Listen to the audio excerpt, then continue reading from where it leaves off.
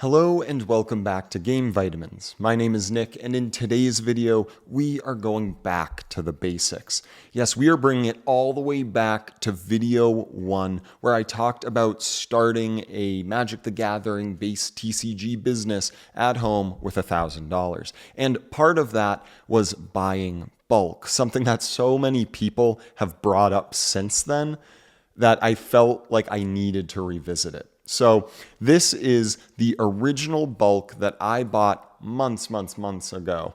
And I wanted to go through all of it and figure out whether or not it is truly worth it to start off by buying bulk, because that is a question I have gotten time and time again. Now, most of you know that I scaled up doing sealed product and breaking that down, selling off singles. So I didn't really revisit this just given what I was focusing on. But with the fizz batch and the machine, I wanted to zip through all of it and just let people know what I thought. And this is definitely something that can be done without a machine, without anything really beyond your phone and some cards. But again, given my situation, I moved away from the bulk right off the bat, but so many people out there say that if they were to start from scratch, they would start with bulk. And I understand why, but to go through all of it and discuss where we stand regarding this bulk in particular, that is what this video is all about. So we went out and bought about 20 to 25,000 bulk cards, 4 or 5 rows. And the reason I say 20 to 25,000 is because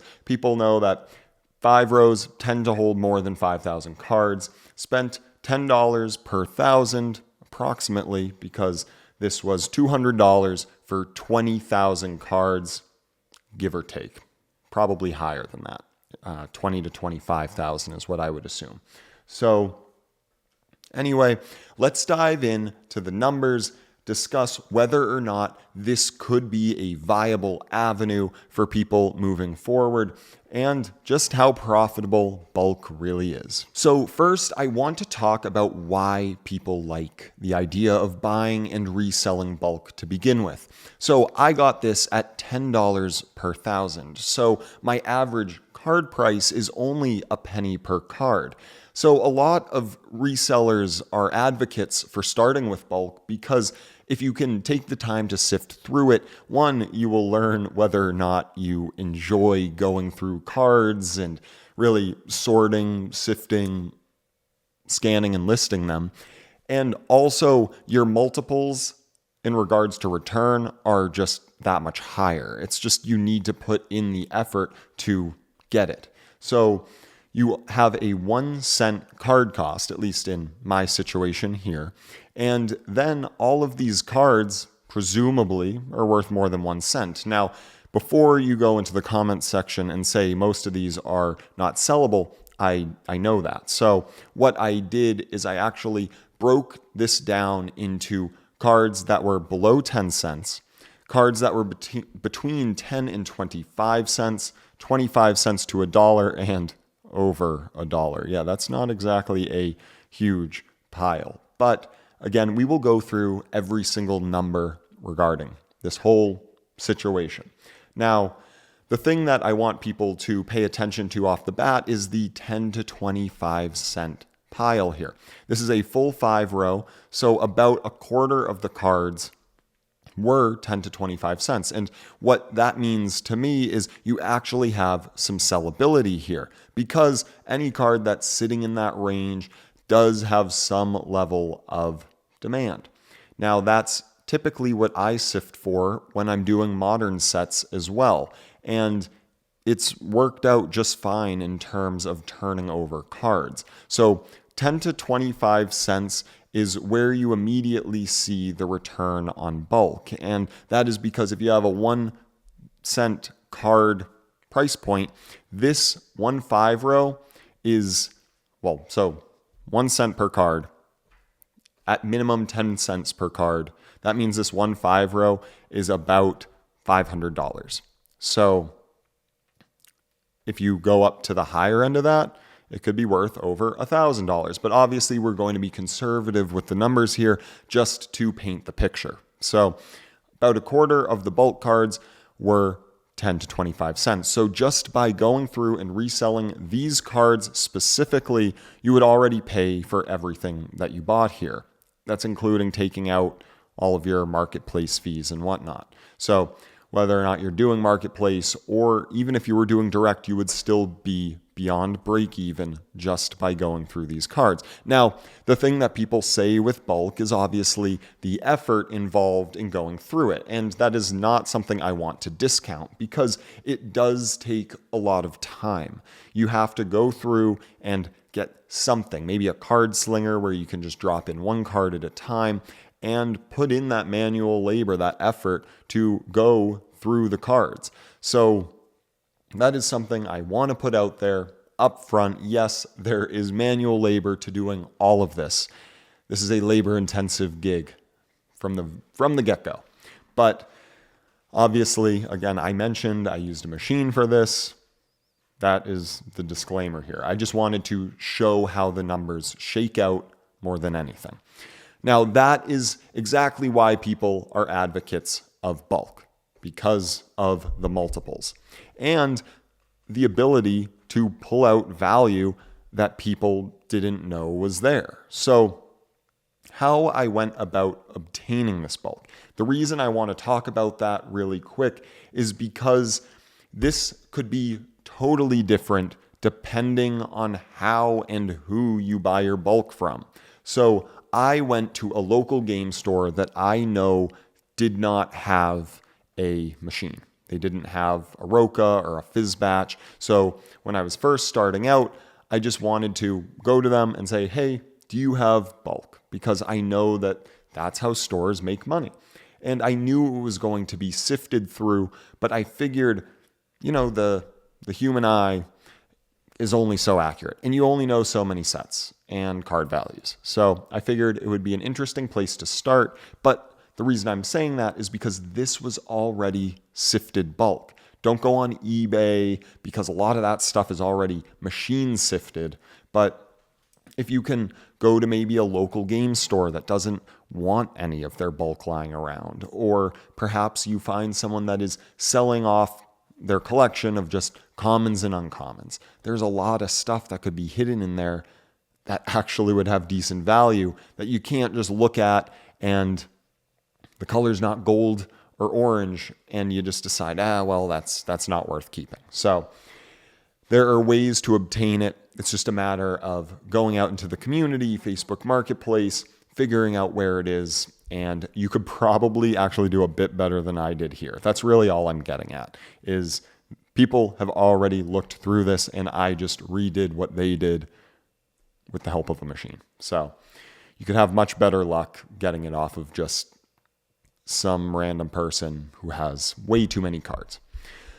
Now let's talk about the numbers. So we already know that out of this 20 to 25,000, about 5,000 of them were 10 to 25 cents. Again, $500 to $1,000 worth of cards. Let's go on the low end, about $500 worth of cards. We spent $200. Now, the thing that I really want to focus on is 25 cents and up and $1 and up, because that is what people will probably be focusing on. And you know that if it's over 25 cents, it can sell. So, you just undercut one person by a penny. I'm not talking to race to the bottom. Everyone knows that I'm a big proponent of floor prices, but I'm just saying, if you wanted to get started and you were going through bulk and you wanted a quarter to be it, you know that cards will sell beyond that price point. So 25 cents to $1, you can see we got a pretty good stack. Now this stack right here totals up to about $220. So this, again, before fees, pays for everything that was purchased here. All of these cards would pay for more of it. These cards alone, for $1 and up, were about $123. And again, this was stuff that was already gone through. That is probably why this pile is so dang small. But you can see we've got a couple Helm of the Ghast Lord from Shadowmoor. And those were, let's see, $6.30 each. Now, I did all of these as lightly played. That's actually something. Let's pivot for a quick second. Conditioning. That is one thing with bulk that is also a bit of manual labor, but you can do it on the first go through. When you're checking on cards, you're sorting through them, you notice something that isn't lightly played or better than, well, pretty much I focused only on lightly played. I don't want bad reviews. I don't want cards getting mailed back to me. That's pretty much how I wanted to deal with it. So again, there's about a whole box of cards missing here, and that's just stuff that I didn't necessarily find much, I don't know, stuff that I wouldn't have wanted to go through and evaluate just due to quality. So you'll want to make sure that when you're going through bulk, you are being honest and accurate with your grading. It is worth going through some of those moderately played cards just initially, but making sure you separate things out and not trying to stretch your grading too far. Because if it's bulk, if it's been around the block, it's probably not near mint. There are some out there, but once you sort of boil it down to higher value cards, you could go through this and say, okay, well, maybe this one would pass as near mint on marketplace, maybe not on direct. Maybe this one actually is a little bit more moderately played, but because it's over $1, maybe it'll still be worth listing and selling. So that is something you'll want to focus on when dealing with bulk as well, is that initial go through, separating cards out based on their condition, and then trying to dial it back and ensure that you can still be profitable while focusing on maybe lower quality. So again, if I ran through these all as near mint, it would probably be overly inflated because you'd have older cards being marked as near mint when they just aren't. So that's why I mentioned this. Anyway, back to the pricing. So we have our small little stack here, only about 60 cards in this stack out of 20 to 25,000. Again, it was already gone through. But $123, $221, so about $342 worth of cards just across these two stacks. And then whatever you would maybe choose to upload and sell, you could probably even adjust your prices a little bit more. You could do 15 cents as your floor if you feel better conviction with stuff selling in that 15-cent range, and then whittle this down even more and figure out whether or not it's worth it on your end. So all of that total going on the low end of $500, and then what we have over here is $842 worth of cards that we spent $200 for. Now, again, I feel like I keep saying again, and I'm reiterating myself over and over, because I just know that there will be some people that immediately say, that's not worth it. No, I mean, it maybe for some people it's not. For others, it totally is. Have you ever watched TCG Bulk Kings? You know, Chase does a great job at showing that there is value in bulk cards. If you've watched Rob at RNG Games, he always says that if he were to start over, he would start with bulk. If I didn't take the route that I went at the speed that I wanted to go, I would have pursued bulk more. I know that I would have, because if I really wanted to be able to turn money over at higher multiples initially, bulk is easier to do that with. So that is the overall take in terms of people's general perception and the money behind it. But whether it's worth it to you, that's up to you. But I just wanted to go back, revisit these cards, and just share the numbers, because I thought it was so funny and really interesting that people just kept bringing it up. And I totally understand why they would as well, because if you are just starting off, where should you start? Do you go out and buy commander decks and flip those? Do you go out and buy bulk? Do you go out and buy sealed product? Now, I think that commander decks and bulk are awesome places for people to start because commander decks, you know what you're dealing with. You know the cards that you're getting. Bulk, there's going to be a lot of hidden gems and a lot of stuff that people just didn't want to take the time to go through.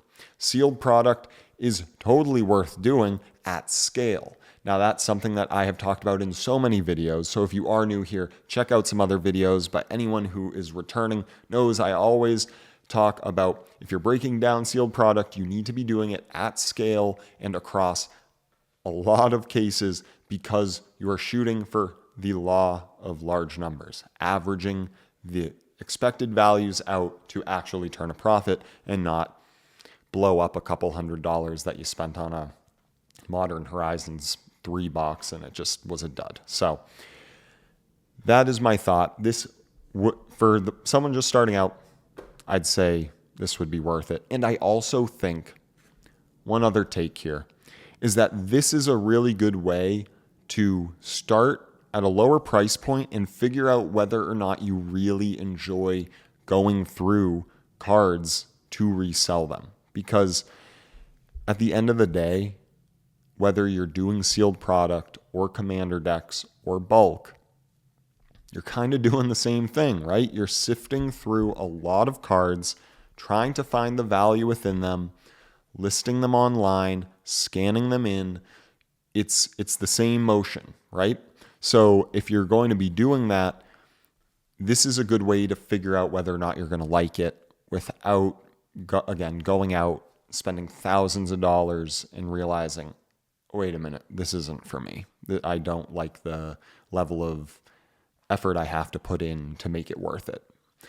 So that's my take on bulk. Thank you so much for coming back. If you have any questions about it, let me know. And if you have any thoughts of your own regarding how you would start over again or how you want to get started, throw them down in the comments section below. As always, love hearing from all of you guys. And thank you so much for watching. Ending the video with the classic of so much more to come. A lot of stuff has been going on with the store, so it's just been super busy. But we are really churning out product, doing a ton of sales, and it's awesome to see. We've got Pops, Andrew, over at the store right now, packing up a huge RI. And yeah, we're moving forward. Godspeed. We'll catch you all in the next one. Have a good day.